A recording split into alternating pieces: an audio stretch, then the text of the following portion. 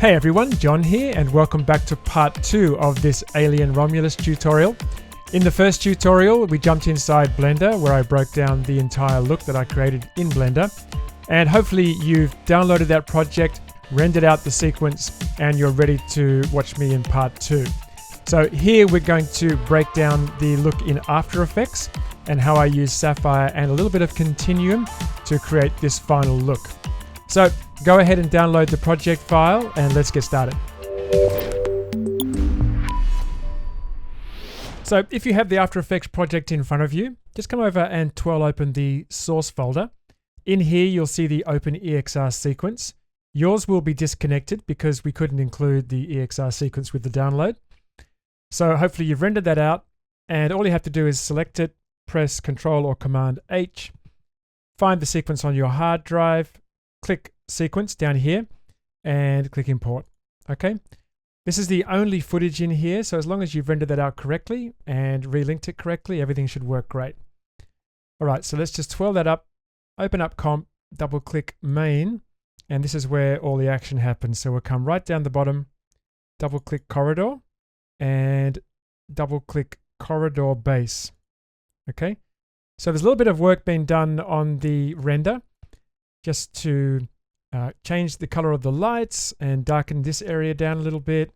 I've also placed a little black, what did I call it, fringe remover over these controls here, over these screens. So we'll talk about that a little later, but let's just select Corridor Combined, solo that, and come up to Effect Controls, and we're going to just turn both of those off. So everything goes black.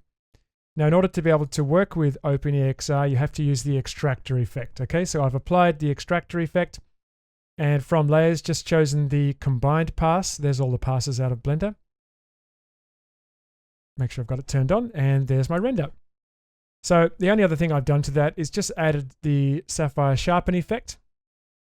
And here, I've just focused in on the tiny details. Okay, I've pretty much zeroed out, except for a little bit of medium, all the other details, and just really sharpened this up a little bit. Just wanted to sort of pick up a few of these specular highlights, these reflections a little bit more. But turn that off, you see it's a little muddy there. This just makes it ping out a little better, okay? A little bit of Sapphire Sharpen there. I have used Sapphire Sharpen again later. We'll take a look at that later. So that's the Corridor Combined, but when I put the logo over the top, I felt that these more distant corridors were a little bright, so I wanted to darken those down. So if I turn that on, you can see Corridor Back is a little darker. And how did I isolate that? Well, I used Cryptomatte. So there you go. There's the matte there.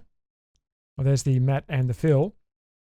Let's take a look at the matte. I've done that inside of a pre-comp. I just want to show you why. Let me just hit M and just turn the mask off. You can see I've masked out these objects here. Okay, I'm going to undo that and come into that comp, and let's just talk about that and why I did that. Now, I've used Cryptomatte to isolate the objects that I want to use as the matte. So let me just quickly reset that. Now, there's two options for Cryptomatte. There's Materials and Objects. And if I click on Layer, you can see I chose both of those passes to be sent across from Blender. So I can choose either. Material has less colors because there's less materials. I thought that maybe having object as well might give me a little more flexibility. And it does, but you can see I just clicked that to select it. But in this case, you can see how the video camera, okay, the surveillance camera or closed circuit television, is the same color for the front one and the back one. And also the vents are the same color as the ones in the back. It's a little difficult to see that there, but you can see they're the same color. That's because these are the same objects in Blender. Okay, I've actually just joined them all up together, so it's one big long object, or one big object. And that was pretty flexible in Blender. It just made my life easier. But here in After Effects, trying to select these with Cryptomatte, because they had the same material as well, made it that I could select them in here, but by selecting them in here, it also selected, if I can just grab that one there. See, it also selects the inside and outside. Same with this. So there you go, there's the inside and the outside. So I just had to use a mask in a pre-comp just to mask that out. Otherwise I would have had to go to Blender and split things off and it would have just been a waste of time. So I'm just going to undo that. And the reason I've used the Sapphire Wipe Line Transition effect is just to sort of soften this as well. Because the idea is that the back corridors are a little darker.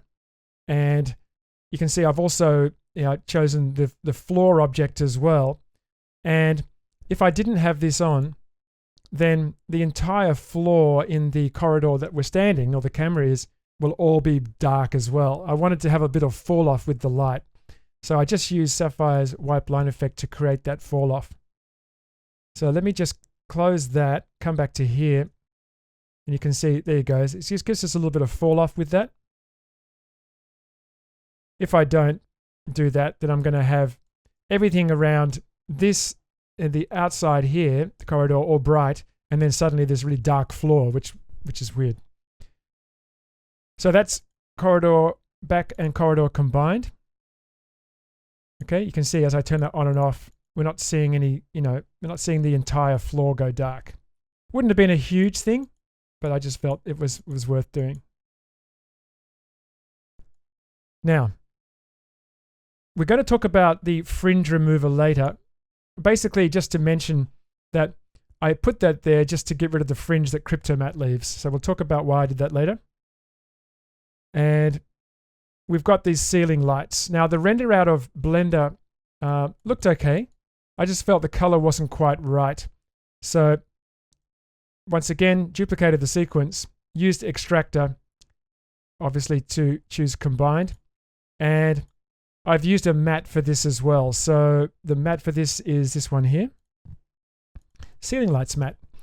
Using Cryptomatte, just selecting the lights material. Let's just show you how I did that. So just reset. So I'm using materials and just, if I can just grab my hand grabber tool there. There we go. And just clicking on the material that I want.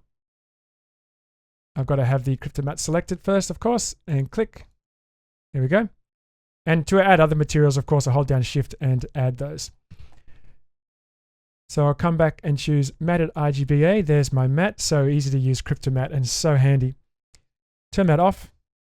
Come up to my ceiling lights and turn on Set Matte. So I've used the Set Matte effect. Choosing the corridor ceiling lights matte that we just looked at and making sure that effects and masks is selected.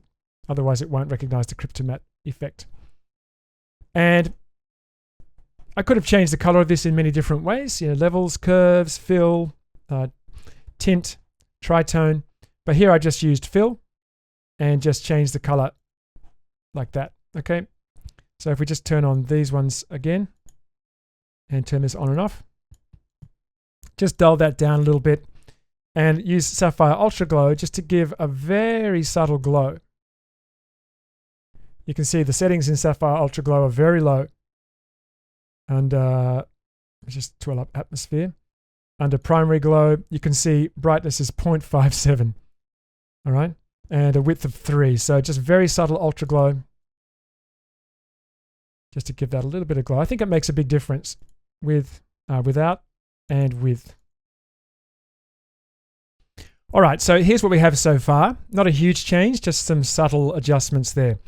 Let's go back into the corridor comp. And you can see this is quite dramatically different. So there's a lot going on in here.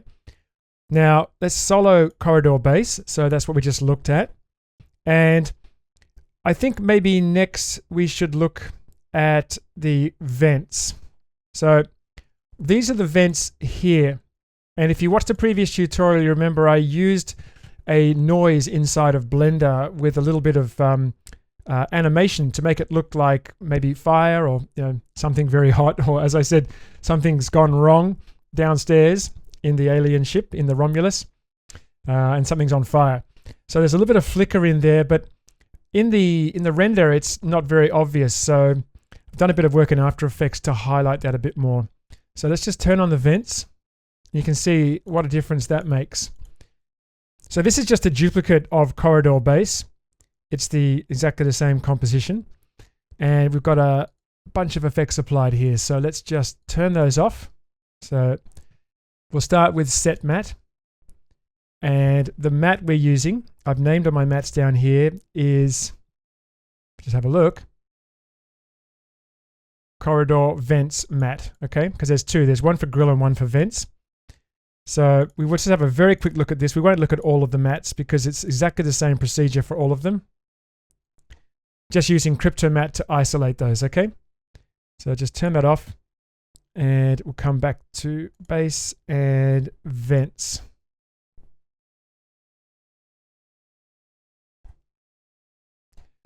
So isolating that, I can just turn that off for a sec.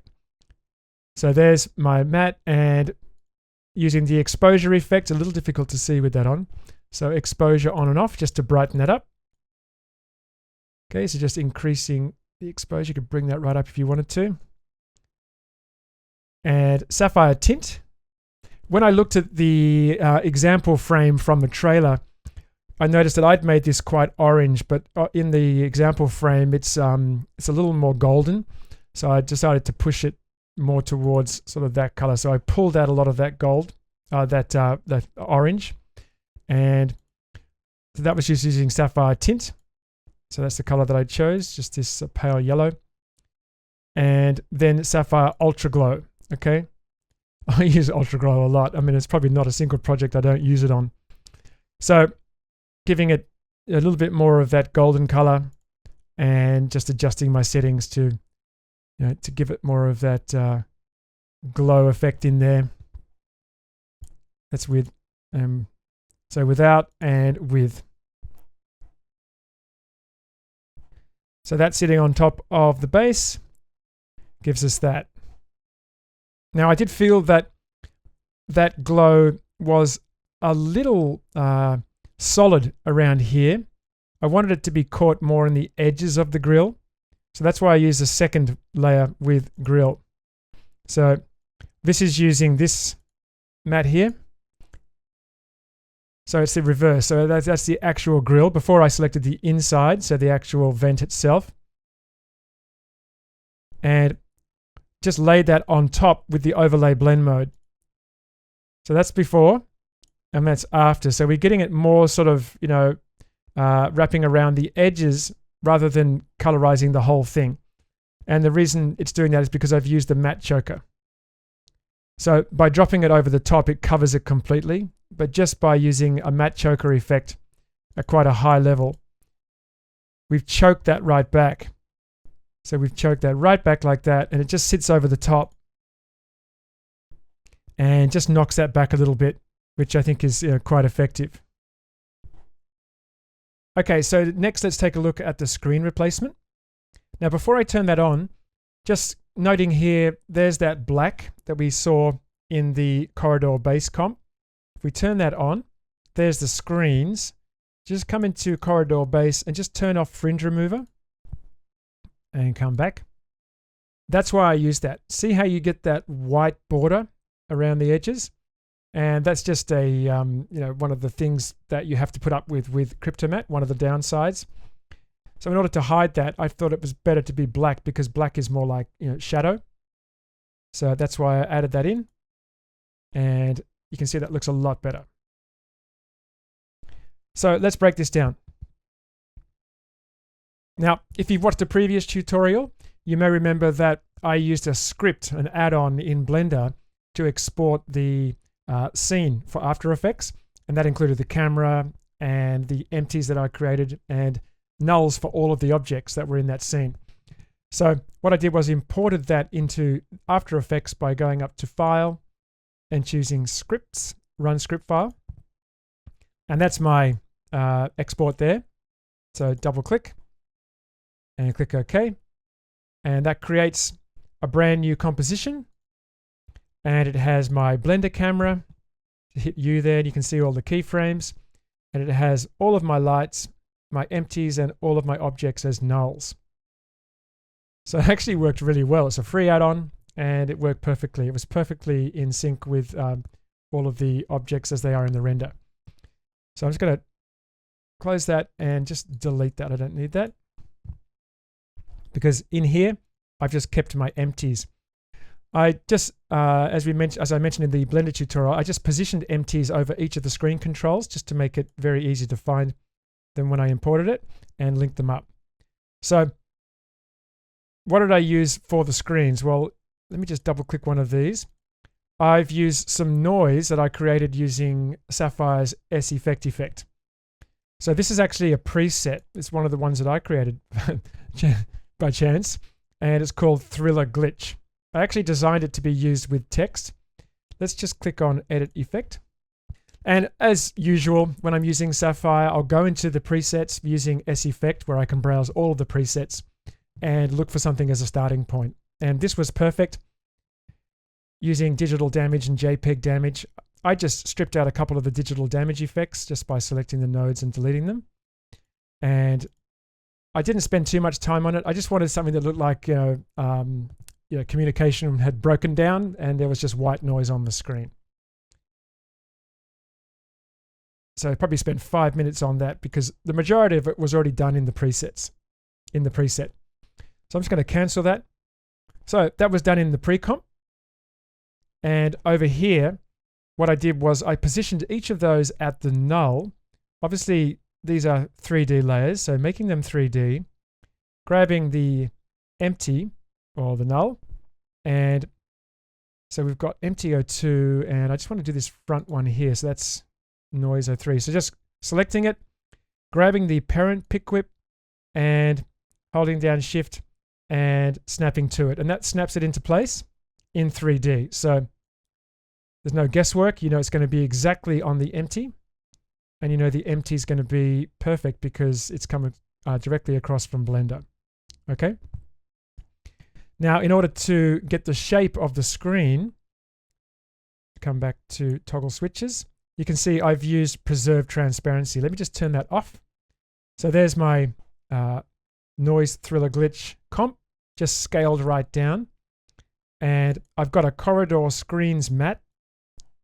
So using CryptoMatte just to isolate the screens, and then just putting that on top and preserve transparency, and that will cut that shape out because this is below that in the layer stack. So preserve transparency is handy for that. Just saves me having to create a whole bunch of track mattes or apply, the set matte effect multiple times. So I just showed you one, but it's exactly the same for all of these other ones. Exactly the same technique. And importantly, of course, I have to have the camera in here as well. Because if we didn't have a camera in here, then the After Effects 3D layers wouldn't register with the Blender layers.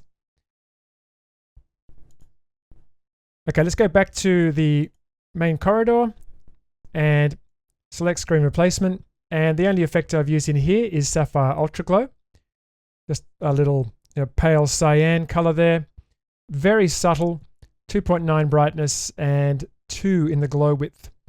Just to make it a little blue, give it a little glow. Okay. And pretty effective. Easy technique to do with the help of the script for exporting from Blender and also CryptoMatte. And only really took, half an hour to do that. One small detail is these screens here, these two here, are slightly offset. The noise is slightly offset because they're different pieces of equipment. So I thought it looked a bit strange to have everything with exactly the same timing noise, exactly the same timed noise in there. So I just offset those. If we go back to screen replacement, you can see there, these two here are just slightly offset in the timeline, just to make sure that they're not in perfect sync with the other ones. Just a really small detail. I don't know whether you noticed that, but these are the kind of things you think about when you're creating this sort of stuff. I could have put something completely different on there, but I just thought that was enough. All right, so this is what we have so far. The buttons are super straightforward. We won't go into too much detail there. Once again, just using Set Matte. Use a little bit of Simple Choker just to make them a little bit thicker. You can see I've used a negative value there just to sort of get rid of that fringe again. And Ultra Glow just to give us a bit of glow on that. Okay, so very straightforward. You can take a look into that if you want to.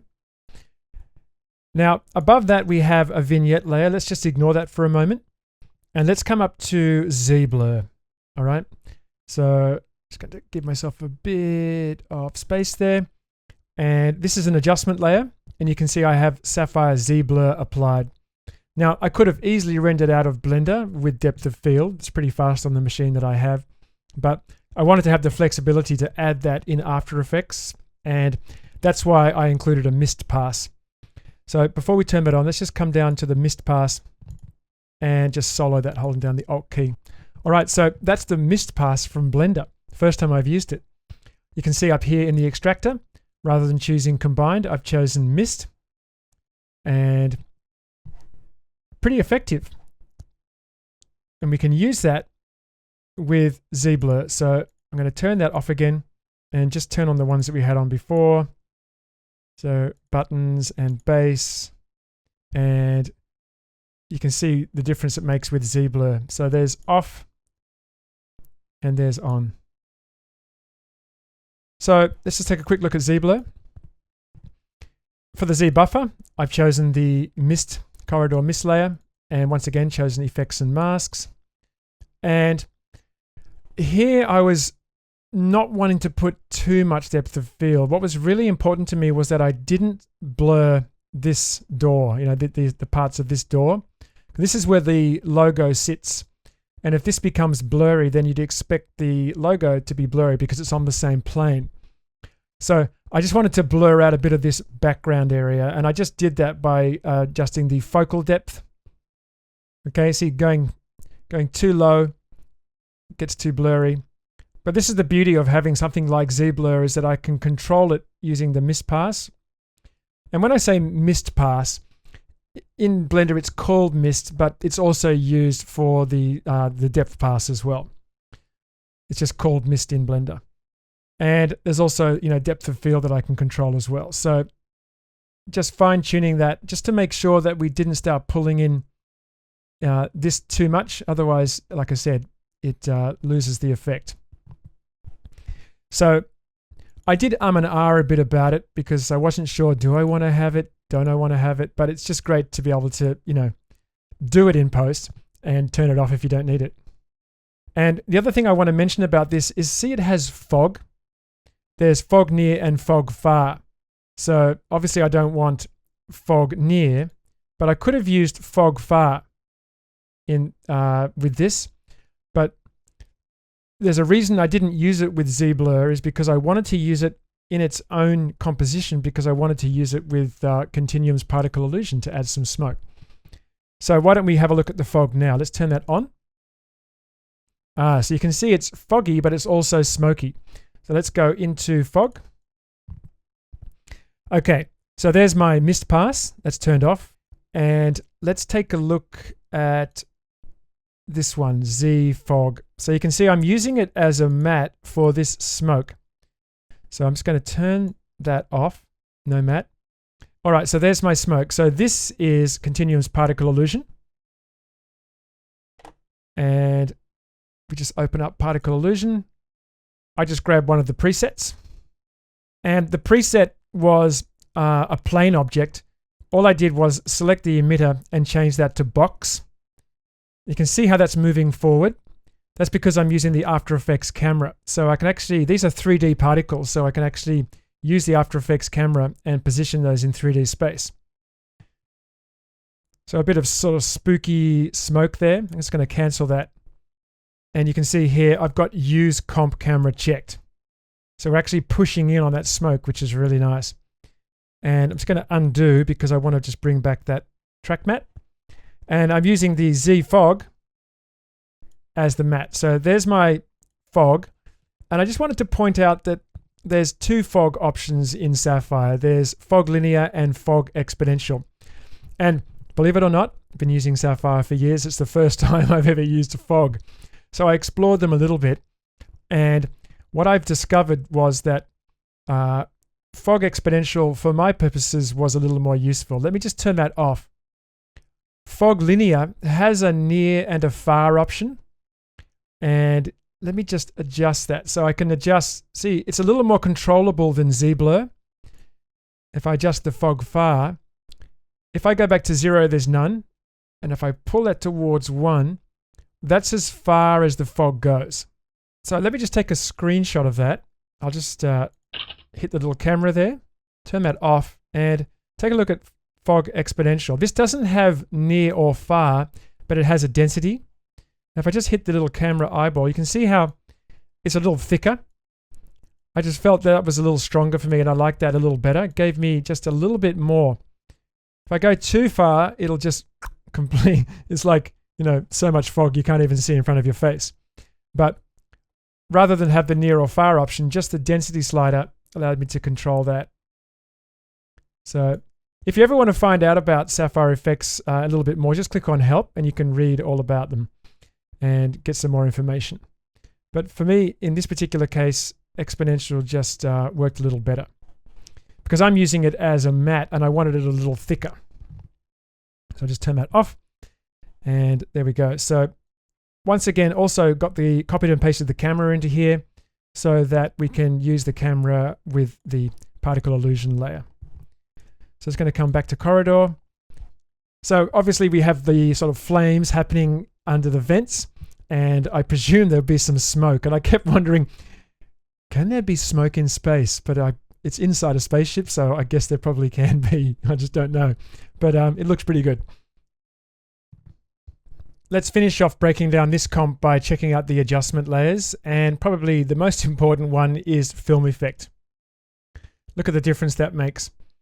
I really like film effect because it's sort of like a one-stop shop for making, especially like 3D renders look like film. It has color correction and grain and glow and fields, which is kind of a legacy thing because I don't know when the last time I was using fields. It also has grain as well and vignette, but I haven't used any of those because I've got glow applied to specific things. I didn't want a global glow. And I've got a separate vignette, which we'll look at in a moment. And I didn't want any grain because this is mostly being viewed online. Well, 100% online. So any grain's going to just make the compression that little bit worse. But the color correction section of this is basically like having, curves and hue and saturation, color balance all in one effect. And I just like being able to control it all through here. I also like that it's got scale brights and offset darks like a lot of the other Sapphire effects as well. This means that I can just brighten it up in the brightest areas, and also I can really crush those blacks to give it a sort of more spooky look. So I went through and just tweaked a few of those until I dialed in the look that I liked, and you can see the difference that makes.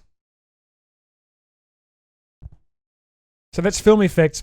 And as I mentioned, fog is above that because if I drop it below film effect, it changes the color of the fog. And I didn't really want to have that really bright fog. So put that above. And the vignette, as I mentioned, is a separate adjustment layer. And the reason I made it separate is because I wanted to have the vignette below the vents. And I've already brightened these up. And I didn't want the vignette to sort of muddy those up, make those dull. So I put the vignette below those. So they're just sitting above. It's not too obvious. If I increase the radius of the vignette, if I decrease the radius, you can see then we start to see it even more, which is actually quite nice, but it's getting a little dark. But just to make sure that they didn't affect the brightness of the vents, I just put that below. That's why I didn't use it for film effect. And the only other layer in here is, let me just turn on the screen replacement. The only other layer is dust. So using a little bit of sapphire dust, and once again, I wasn't sure if you could have dust inside a spaceship, but I presume you can. And I just turned on a little bit of dust. It's going to be very difficult to see. It's very subtle. If I just roll in here, there you can see just a little speck there. So have a look in the final render yourself when you render this out. But just to mention that sapphire dust is not 3D. It doesn't recognize the After Effects camera, but it does have this drift Z option. See, I've got this at -49. So this is making the dust drift towards the virtual camera, which makes it feel as if it's as the camera's pushing down the corridor, the dust, we're moving through the dust. Okay, so it's a fake. but it's actually quite effective. It looks like the dust is coming towards us. And of course, if you wanted to have more dust, you can go ahead and adjust those settings. Just press UU on the keyboard and you can see the settings that I use there. But like I said, I wanted to have it pretty subtle because I wasn't sure if there was supposed to be dust in space. All right, so that's the corridor. Let's go into the main comp now. And remember I mentioned earlier that I use Sharpen? Well, I use Sharpen again in this final composition because I really felt that this made this pop out. Really pulled the details out. Let me just turn that off. Okay, then back on again. So this is once again using S-Sharpen, and here I'm adjusting all of the details, tiny through to large. And I just felt that it gave it just a little bit extra there. It just made those highlights pop out a little bit more. It pushed it quite far, but I really like the look of that. Okay, so let's just ignore the other adjustment layers. Come down to corridor here. You can see if I just solo that. So that's the corridor composition, and I've got a little bit of levels there just to brighten it up a little bit. Could have gone back to the film effect, Sapphire film effect, and done it there, but I just happened to do it in here. And if you watched the previous tutorial, I talked about the flickering lights and how I decided to do those in After Effects. Here I've used an adjustment layer with Sapphire Flicker, S-Flicker, and you can see I've just masked it on the top. So this is just quite an effective way to have it look as if the lights in the top were flickering without having to do it in Blender. So Sapphire Flicker there. And above that is the title composition. So if we just open that up and go into title base, it looks complicated, but it really isn't. I actually went onto YouTube and I checked out the original opening title sequence for the original Alien film. And I got the timings similar, the order in which these are revealed from that. Not the timing because it happens much slower in the title sequence. But what I've done is I've just used shape layers.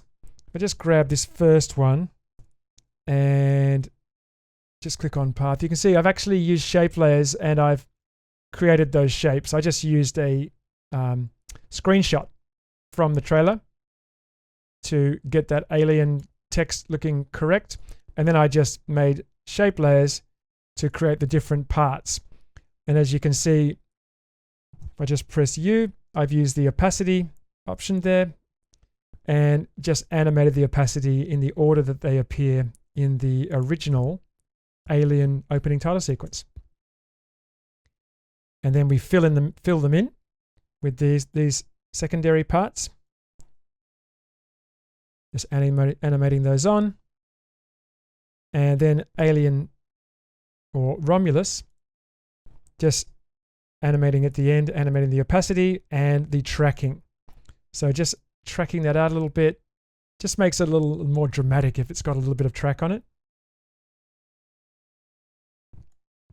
And just making sure that these are all 3D, because in the comp here, I've just used the camera once again. And this is the camera that was copied across from Blender. So we know that it's going to sit perfectly where we want it to sit in the scene. We just position that in 3D space. And come back to the main comp. And there it is. It sits right by the door. So I actually used a empty from Blender and used the same technique for the screens by shift parenting to an empty, which made it sit in the perfect position right in this doorway. And it's only just noticeable, but did you notice how the title is behind the door? I wanted it to feel as if the title was behind the door because it really adds to the depth. And to do that, I've used a matte. So with set matte applied, I just created another matte using Cryptomatte. You can see there it is there. It doesn't matter about these grates. This is the same problem that I had with having all of these as one object in Blender, but it didn't matter because it was nowhere near the logo anyway. But I used that as a matte on the title just to make it feel like it was behind the door, which adds a lot of depth to this. And I only made it just behind the door because if I had this piece of the A and this piece of the A behind the door, then it's not visible, and I think it's less effective for the title animation. So just a little bit, okay? You may not have noticed it, but it is there. So that's basically everything. The last thing that I did was use adjustment layers just to add, the real drama to this by using a series of effects, including film effects, scan lines, digital damage, and continuum video glitch. So film effect is giving you the red look, and out of interest, when I was developing this was the original sort of look that I came up with, and I was going to have the whole thing for the whole 500 frames red, but it was a little intense, a little too much, so I decided to have it as adjustment layers and make it feel as if we're looking at the vision through some sort of closed circuit television. And the idea of the red was, you see in science fiction films when there's an emergency or maybe in a submarine, how all the lights go off, but then there's these red lights that come on. So it's danger, it's trouble. That's why I introduced the red, and also blood, of course, because there's a little bit of blood in Alien. So a little bit of film effect. I just once again tweaked the settings until I got it looking bright red, and Sapphire scan lines to give it that closed circuit television look. Sapphire's digital damage, just to break it up a little bit, and also Continuum's video glitch effect. I like digital damage and video glitch because they look different. So having the suite, of course, allows me to use both, which is great. And in order to get you can see I've used adjustment layers, multiple adjustment layers, and I haven't got that many, but I've put them at specific spots throughout. And in order to be able to get the frame that I liked, what I did was I basically applied these effects to one layer that was the entire length of the animation, and then I just moved to a frame that I liked, trimmed it off, and then I just slid that effect, or slid that layer into position. So that was just a quick way to make sure that on this particular frame I had this amount of grunge, and for both digital damage and video glitch, so that amount of glitch on that frame. And if I move to the next one, it's all the same effects, but it's slightly different. There's a little bit of glitch there, not too much on that one. And if we go forward, so it's just a little tiny bit on that one. There's more on that one. For some of them, I even masked them off. That one's got a little bit extra there, a little bit different. Let me just find one with a mask. That one's got a lot. So this one has a mask on it.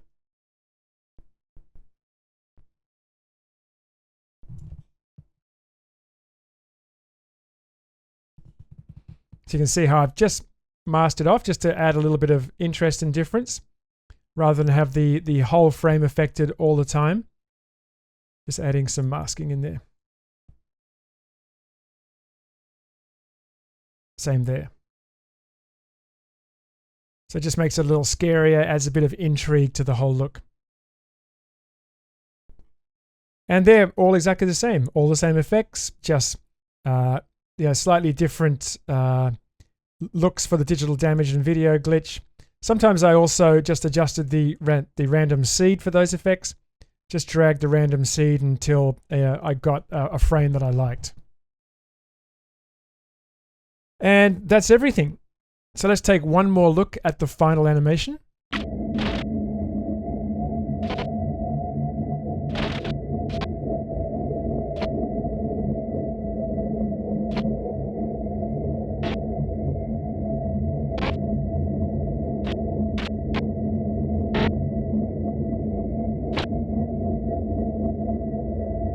Obviously, there's a lot going on here. If you have any questions or you'd like me to dive deeper into anything, please leave a comment. To learn more about Sapphire and Continuum and all of the rest of the Boris FX suite, visit borisfx.com, where you can also download a free trial. For now, this is John. I'll see you in the next tutorial.